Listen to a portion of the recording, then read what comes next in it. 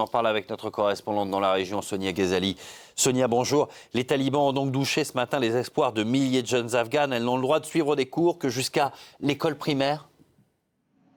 Oui, en effet, et on ne sait pas vraiment pourquoi il y a ce revirement. On a eu une réaction du ministère de l'Éducation qui explique ce matin que la rentrée est donc reportée pour le collège et le lycée, pour les collégiennes et les lycéennes, jusqu'à ce qu'il y ait un plan en accord avec la loi islamique, les traditions et la culture afghane, afin que ce plan soit mis en place. On n'en sait pas plus, mais c'est un revirement par rapport aux promesses des talibans lundi. Et donc c'est le chaos ce matin, c'est très confus car la situation n'est pas la même dans le pays. Certaines élèves ont pu retourner à l'école ce matin, mais ce n'est pas le cas partout en Afghanistan. À Kaboul par exemple, les élèves de 6e seulement, en grande majorité, ont été autorisés à aller en classe. Celles à partir de la 5e au collège et au lycée ont été renvoyées chez elles par de nombreux établissements.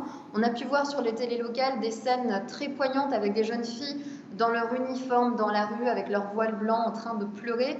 Et l'une d'elles dit à la journaliste qui l'interviewe: j'étais très contente hier soir, j'étais tellement heureuse de porter mon uniforme pour enfin venir à l'école ce matin, mais quand je suis arrivée ici, ils nous ont dit qu'on n'avait pas l'autorisation. Et à ce moment-là, elle éclate à nouveau en sanglots. Et cette scène, en fait, est la réalité de milliers de jeunes Afghanes ce matin, puisque c'est une grande désillusion à Kaboul, mais aussi à Kunduz, dans le nord du pays, à Kandahar, dans le sud, à Khost, dans l'est. Il semblerait que dans certaines villes, comme Herat et Mazar-e-Sharif, dans le nord, ce soit différent. Mais on ignore, en fait, pourquoi tant de disparités, alors que le gouvernement taliban avait annoncé en grande pompe l'ouverture des établissements du secondaire pour les filles. On peut donc vraiment parler d'énormes cafouillages de la part des autorités talibanes. C'est un énorme raté. Et puis ça montre que les autorités afghanes ne sont pas claires et qu'elles ne sont pas sur la même longueur d'onde sur cette question de la scolarisation des filles.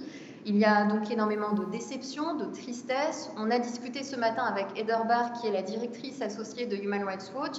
Et selon elle, c'est un signe terrible qui est envoyé au sujet du futur des femmes afghanes. Si les écoles avaient ouvert, alors, nous dit-elle, cela aurait montré que la pression internationale fonctionne et que les talibans peuvent changer, peut-être pas intrinsèquement, mais au moins dans leur stratégie, en vue d'obtenir par exemple une reconnaissance internationale qu'ils recherchent, ou des fonds, des financements.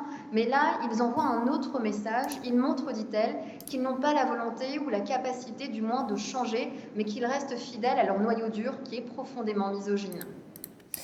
Sonia Ghazali depuis Islamabad pour France 24. Merci.